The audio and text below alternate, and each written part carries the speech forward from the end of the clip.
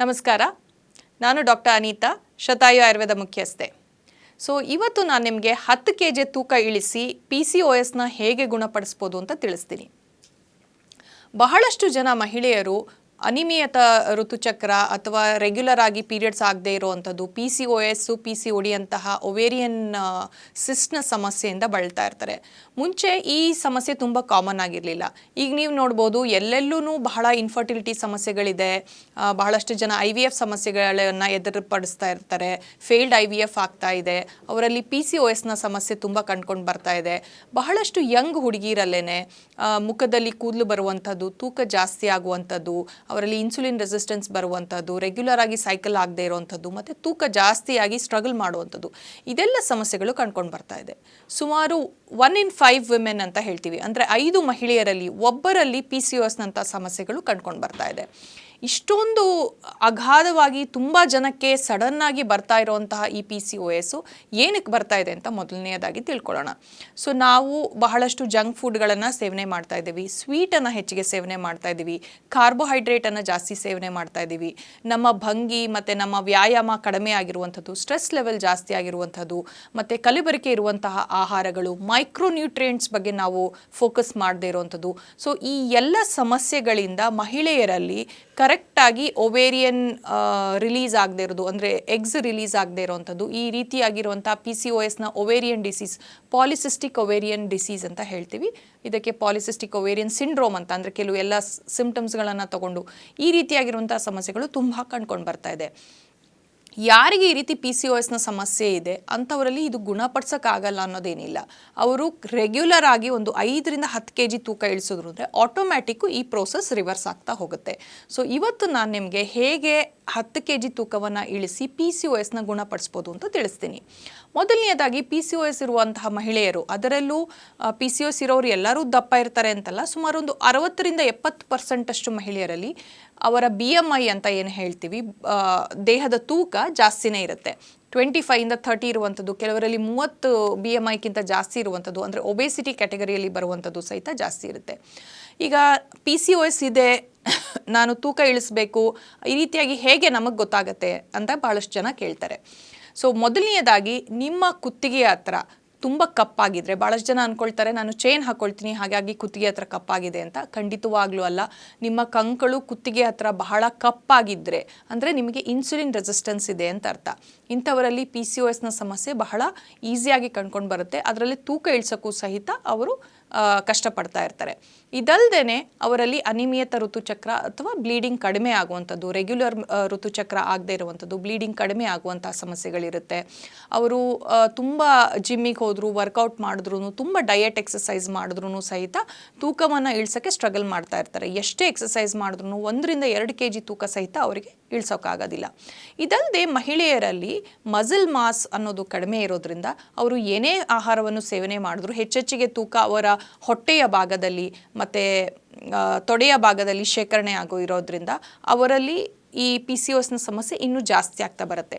ಹೋಗ್ತಾ ಹೋಗ್ತಾ ಅವರು ಕರೆಕ್ಟಾಗಿ BMIನ ಫಾಲೋ ಮಾಡಲಿಲ್ಲ ಅಂದರೆ ಹೋಗ್ತಾ ಅವರ ತೂಕ ಜಾಸ್ತಿ ಆದಂಗೆ ಈ PCOSನ ಸಮಸ್ಯೆ ಜಾಸ್ತಿ ಆಗ್ತಾ ಬರುತ್ತೆ. ಮೊದಲನೆಯದಾಗಿ ನಾನು ಏನು ಹೇಳ್ತೀನಿ ಅಂದರೆ, PCOS ಸಮಸ್ಯೆ ಇದೆಯಾ ಇಲ್ವಾ ಅನ್ನೋದು ಒಂದು ಸಿಂಪಲ್ ಅಬ್ಡಾಮಿನಲ್ ಸ್ಕ್ಯಾನ್ ಟೆಸ್ಟಿಂದ ಗೊತ್ತಾಗ್ತಾ ಹೋಗುತ್ತೆ. ಯಾರಿಗೆ ಒಂದು ಅಬ್ಡಾಮಿನಲ್ ಸ್ಕ್ಯಾನ್ ಇದೆ, PCOSನ ಸಮಸ್ಯೆ ಇದೆ, ಮುಖದಲ್ಲಿ ಕೂದಲು ಇದೆ, ಅಥವಾ ಕುತ್ತಿಗೆ ಹತ್ರ ಕಪ್ಪಾಗಿದೆ, ರೆಗ್ಯುಲರ್ ಆಗಿ ಸೈಕಲ್ ಆಗ್ತಾ ಇಲ್ಲ, ಆದ್ರೂ ಬ್ಲೀಡಿಂಗ್ ಕಡಿಮೆ ಇದೆ, ಮತ್ತು ನಿಮಗೆ ದೇಹದ ತೂಕ ಇಳಿಸೋಕ್ಕೆ ಕಷ್ಟ ಆಗ್ತಾ ಇದೆ, ನಾರ್ಮಲ್ ವೆಯ್ಟ್ಗಿಂತ ನೀವು ಜಾಸ್ತಿ ಇದ್ದೀರಾ ಅಂದರೆ ಇಮಿಡಿಯೇಟ್ ಆಗಿ ಒಂದು ಸ್ಕ್ಯಾನನ್ನು ಮಾಡಿಸ್ಕೊಳ್ಳಿ. ನಿಮಗೆ PCOSನ ಸಮಸ್ಯೆ ಇದೆ, ಪಾಲಿಸಿಸ್ಟಿಕ್ ಚೇಂಜಸ್ ಇದೆ ಅಂತ ಸ್ಕ್ಯಾನಲ್ಲಿ ಬಂದ ತಕ್ಷಣ ಮೊದಲನೆಯದಾಗಿ ನೀವೇನು ಮಾಡಬೇಕು ಅಂತಂದರೆ ತೂಕವನ್ನು ಇಳಿಸೋಕ್ಕೆ ರೆಗ್ಯುಲರ್ ಆಗಿ 45 ಮಿನಿಟ್ಸ್ ವಾಕಿಂಗನ್ನು ಸ್ಟಾರ್ಟ್ ಮಾಡಬೇಕು. ಎರಡನೆಯದಾಗಿ ಎಲ್ಲ ರೀತಿಯ ಸಿಹಿ ಆಹಾರ ಪದಾರ್ಥಗಳನ್ನು ಬಿಡಬೇಕಾಗತ್ತೆ.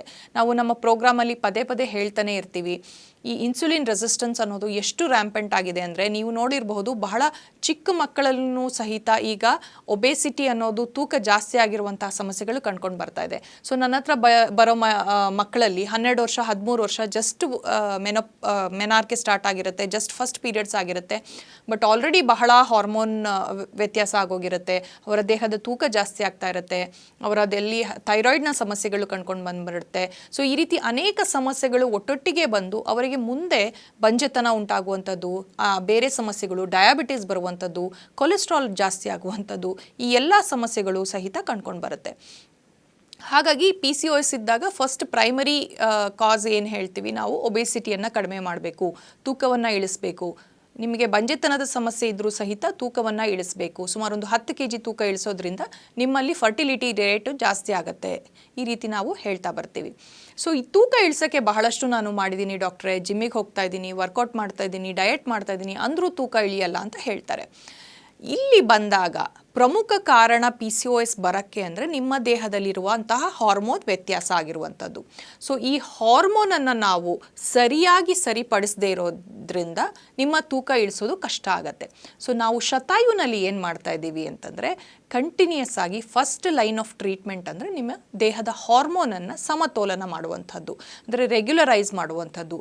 ನಿಮ್ಮ ದೇಹದ ಎಲ್ಲ ಕಲ್ಮಶಗಳನ್ನು ನಿವಾರಣೆ ಮಾಡೋಕ್ಕೆ ನಾವು ಒಂದು ಪಂಚಕರ್ಮ ಚಿಕಿತ್ಸೆಯನ್ನು ಮಾಡ್ತೀವಿ. ಅದು ಮಾಡಿ ದೇಹದ ಹಾರ್ಮೋನನ್ನು ರೆಗ್ಯುಲರೈಸ್ ಮಾಡೋದ್ರಿಂದ ನಿಮ್ಮಲ್ಲಿ ತೂಕ ಇಳಿಯುವಂತಹ ಪ್ರಕ್ರಿಯೆ ಜಾಸ್ತಿ ಆಗ್ತಾ ಹೋಗುತ್ತೆ. ಯಾರಿಗೆ PCOSನ ಸಮಸ್ಯೆ ಇದೆ ಅಂಥವರಲ್ಲಿ ಮೆಟಬಾಲಿಸಮನ್ನು ಕಡಿಮೆ ಆಗ್ತಾ ಹೋಗುತ್ತೆ. ಅಂದರೆ ಅದಕ್ಕೆ ನೀವು ಸಫರ್ ಮಾಡ್ತಾ ಇರ್ತೀರ, ತೂಕ ಇಳಿಸೋಕ್ಕೆ ಆಗದೆ ಇರುವಂಥ ರೀತಿ ಸಫರ್ ಮಾಡ್ತಾ ಇರ್ತೀರ. ಸೊ ಅವ್ರು ಏನು ಮಾಡಬೇಕು ಅಂತಂದರೆ, PCOS ಜೊತೆ ತೂಕ ಇಳಿಸೋಕ್ಕೆ ಪ್ಲ್ಯಾನ್ ಮಾಡಿದಾಗ ಫಸ್ಟು ಒಂದು 3 kgಯನ್ನು 15 ದಿವಸದಲ್ಲಿ ನೀವು ತೂಕವನ್ನು ಇಳಿಸ್ತಾ ಬರ್ಬೋದು. ಯಾವಾಗ ನೀವು ಪಂಚಕರ್ಮ ವಿರೇಚನ ಚಿಕಿತ್ಸೆಯನ್ನು ಮಾಡ್ತಾ ಬರ್ತೀರಾ, ಅದನ್ನು ಸೈಂಟಿಫಿಕ್ ಆಗಿ ಒಂದು 5 ಮೆಥಡಾಲಜಿಯನ್ನು ಯೂಸ್ ಮಾಡಿ ಮಾಡ್ತಾ ಬರಬೇಕು. ಮಾಡ್ತಾ ಬಂದರೆ ಒಂದು 15 ದಿನದಲ್ಲಿ ನೀವು ಒಂದು 3 ರಿಂದ 5 kg ತೂಕವನ್ನು ಇಳಿಸ್ತಾ ಬರ್ಬೋದು.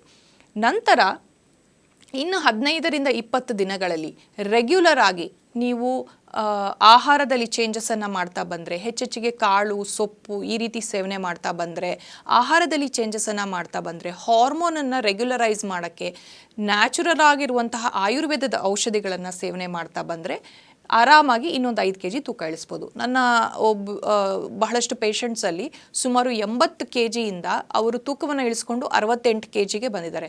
ಸೊ 12 kg ತೂಕವನ್ನು ಇಳಿಸಿದ ತಕ್ಷಣ ಆಟೋಮ್ಯಾಟಿಕಲಿ ನೀವು ಸ್ಕ್ಯಾನ್ ಮಾಡಿದಾಗ ಏನು PCOS ಅಂತ ತೋರಿಸುತ್ತೆ ಅದು ಆಟೋಮ್ಯಾಟಿಕಲಿ ನ್ಯಾಚುರಲ್ ಆಗಿಬಿಡುತ್ತೆ. ಸೊ ಅದರಲ್ಲಿ ಏನಾಗುತ್ತೆ, PCOSನಲ್ಲಿ ರೆಗ್ಯುಲರ್ ಆಗಿ ಅವರಿಗೆ ಮಂತ್ ಆನ್ ಮಂತ್ ಅಂಡಾಣು ಬಿಡುಗಡೆ ಆಗಲ್ಲ. ಯಾವಾಗ ನೀವು 5 ರಿಂದ 10 kg ತೂಕವನ್ನು ಇಳಿಸ್ತೀರಾ, ನ್ಯಾಚುರಲ್ ಆಗಿ ಅಂಡಾಣು ಬಿಡುಗಡೆ ಆಗ್ತಾ ಬರುತ್ತೆ. ಹಾಗಾಗಿ PCOS ಇದೆ ಅದಕ್ಕೆ ಮೆಡಿಕೇಶನ್ಸ್ ತಗೊಳ್ಳೋ ಬದಲು ಈ ರೀತಿ ತೂಕವನ್ನು ಒಂದು 10 kg ತೂಕವನ್ನು ಇಳಿಸ್ತಾ ಬಂದರೆ ನ್ಯಾಚುರಲ್ ಆಗಿ PCOSನ ನಾವು ಗುಣಪಡಿಸಬಹುದು. ಇದಲ್ಲದೆ PCOSನ ಸಮಸ್ಯೆ ಇರೋರು ನಾನು ಹೇಳ್ದಂಗೆ ಬಂಜೆತನದಿಂದ ಸಫರ್ ಮಾಡ್ತಾ ಇರ್ತಾರೆ, ಜೊತೆಗೆ ಮುಂದೆ ಡಯಾಬಿಟಿಸ್ ಆಗಿರುವಂತಹ ಚಾನ್ಸಸ್ ಇರುತ್ತೆ, ಜಾಯಿಂಟ್ಸ್ ಪೇನ್ ಜೊತೆ ಬೆನ್ನು ನೋವು, ಬೇರೆ ಸಮಸ್ಯೆಗಳು ಕಂಡ್ಕೊಂಡು ಬರ್ತಾ ಇರುತ್ತೆ. ಇದೆಲ್ಲದಕ್ಕೂ ಈಸಿ ಸೊಲ್ಯೂಷನ್ ಅಂದರೆ ನಾನು ಹೇಳ್ದಂಗೆ 90 ಡೇಸ್ ನಾವು ರಿವರ್ಸಲ್ ಆಫ್ PCOS ಅಂತ ಮಾಡ್ತೀವಿ. ಅಂದರೆ ಏನು, 10-15 ದಿನದಲ್ಲಿ PCOSಗೆ ಹಾರ್ಮೋನ್ನ ರೆಗ್ಯುಲರೈಸ್ ಮಾಡುವಂಥದ್ದು. ಈ ಪಂಚಕರ್ಮ ಚಿಕಿತ್ಸೆ ಮಾಡೋದ್ರಿಂದ 15 ದಿನದಲ್ಲೇ ನೀವು ಏನು ಒಂದು 5 ವರ್ಷ, 6 ವರ್ಷ, 7 ವರ್ಷ, 10 ವರ್ಷದಿಂದ ಇನ್ಫರ್ಟಿಲಿಟಿ ಸಮಸ್ಯೆ ಅಥವಾ PCOSನ ಸಮಸ್ಯೆಯಿಂದ ಬೆಳೀತಾ ಇದ್ದರೆ 15 ದಿವಸದಲ್ಲೇ ನಿಮ್ಮ ಒಂದು 50% ಪ್ರಾಬ್ಲಮ್ ಕಡಿಮೆ ಆಗ್ತಾ ಹೋಗುತ್ತೆ.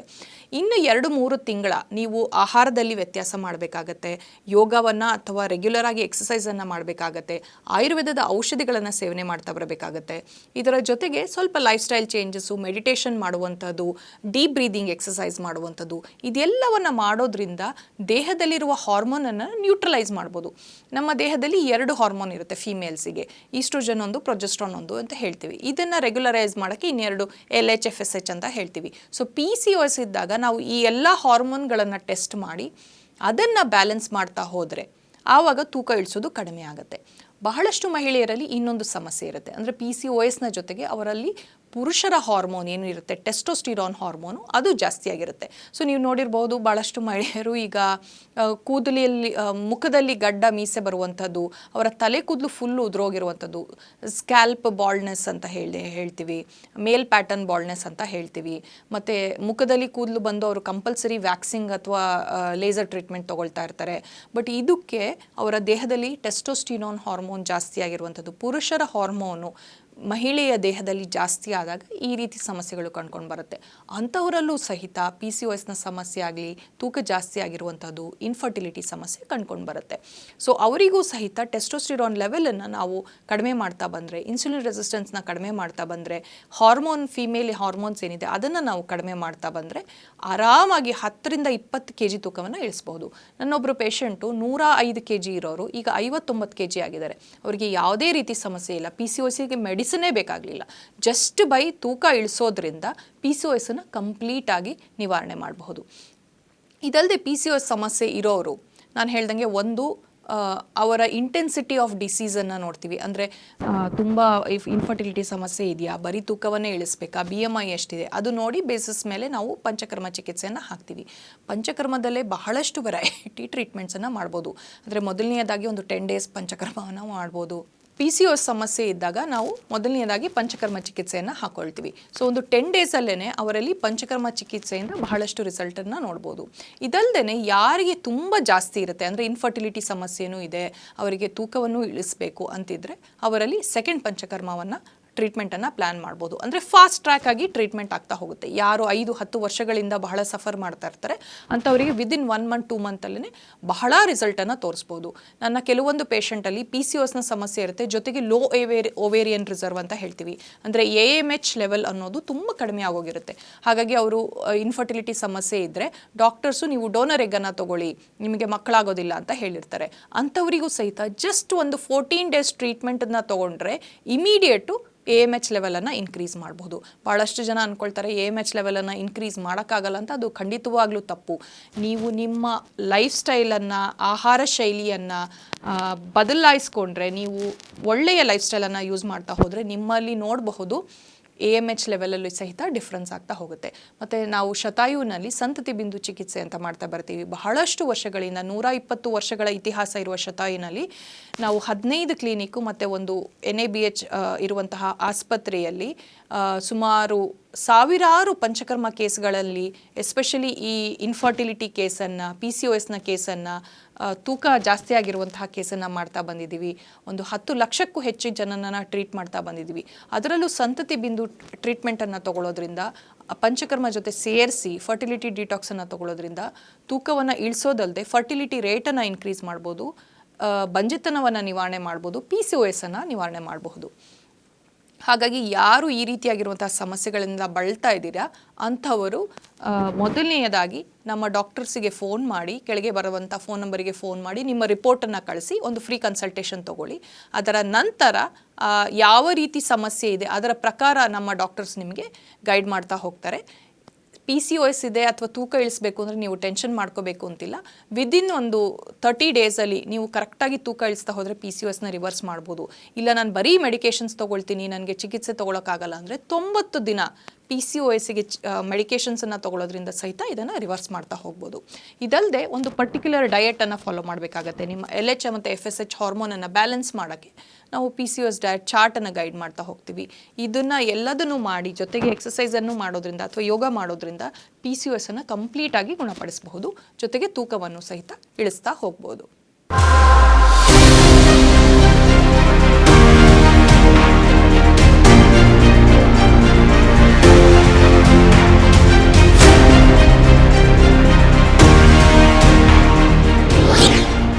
ಶತಾಯು ಆಯುರ್ವೇದ ಸೆಂಟರ್ ಸುಮಾರು 120 ವರ್ಷಗಳ ಇತಿಹಾಸ ಹೊಂದಿರುವಂತಹ ಈ ಆಯುರ್ವೇದ ಸೆಂಟರ್ ಆಯುರ್ವೇದ ಕ್ಷೇತ್ರದಲ್ಲಿ ಮಹತ್ತರವಾದ ಸಾಧನೆ ಮಾಡಿದೆ. ಅಷ್ಟೇ ಅಲ್ಲ, ಬೆಂಗಳೂರಿನ ನಾನಾ ಭಾಗದಲ್ಲಿ ಇದರ ಸೆಂಟರ್ಗಳಿವೆ. ಇದರ ಜೊತೆಗೆ 35ಕ್ಕೂ ಹೆಚ್ಚು ವೈದ್ಯರು ಸೇರಿದಂತೆ 100ಕ್ಕೂ ಹೆಚ್ಚು ಥೆರಪಿಸ್ಟ್ಗಳು ರೋಗಿಗಳ ಸೇವೆಯಲ್ಲಿ ನಿರತರಾಗಿದ್ದಾರೆ. ಇನ್ನೂ ವಿಶೇಷ ಅಂತಂದ್ರೆ ಸುಮಾರು 10 ಲಕ್ಷಕ್ಕೂ ಅಧಿಕ ರೋಗಿಗಳಿಗೆ ಈ ಶತಾಯು ಸೆಂಟರ್ ಚಿಕಿತ್ಸೆ ನೀಡಿದೆ. ಅಷ್ಟೇ ಅಲ್ಲ, ಅವರ ರೋಗವನ್ನ ಗುಣಪಡಿಸಿ ಅವರ ಮೊಗದಲ್ಲಿ ನಗು ಬರುವಂತಹ ಮಹತ್ ಕಾರ್ಯವನ್ನ ಮಾಡಿದೆ. ಬನ್ನಿ ಹಾಗಾದ್ರೆ ಈ ಶತಾಯು ಸೆಂಟರ್ನಲ್ಲಿ ಯಾವ ರೀತಿ ಚಿಕಿತ್ಸೆ ನೀಡಲಾಗುತ್ತೆ, ಈ ಸೆಂಟರ್ ಯಾವ ರೀತಿ ಕಾರ್ಯನಿರ್ವಹಿಸುತ್ತೆ, ಬನ್ನಿ ನೋಡೋಣ.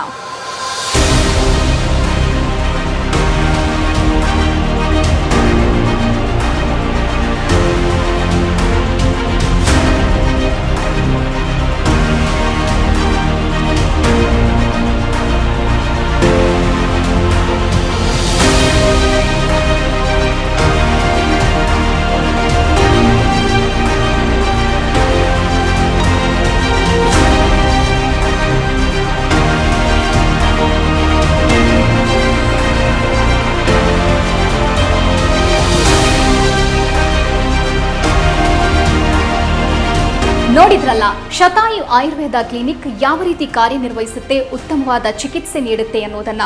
ತಾವೇನಾದರೂ ಒಬಿಸಿಟಿ, ಡಯಾಬಿಟಿಸ್, PCOD ಅಥವಾ ಗರ್ಭಧಾರಣೆಯ ಸಮಸ್ಯೆ, ಕೀಲು ನೋವು, ಗಂಟು ನೋವು ಇಂತಹ ಯಾವುದಾದ್ರೂ ಸಮಸ್ಯೆಯಲ್ಲಿ ಬಳಲ್ತಾ ಇದ್ರೆ ಬೆಂಗಳೂರಿನ ನಾನಾ ಭಾಗದಲ್ಲಿ ಶತಾಯು ಆಯುರ್ವೇದ ಕ್ಲಿನಿಕ್ನ ಸೆಂಟರ್ಗಳಿವೆ. ನಿಮ್ಮ ಹತ್ತಿರದ ಸೆಂಟರ್ಗೆ ಹೋಗಿ ತಾವು ಚಿಕಿತ್ಸೆ ಪಡೆಯಬಹುದಾಗಿದೆ. ಹಾಗಾದ್ರೆ ಯಾಕೆ ತಡ?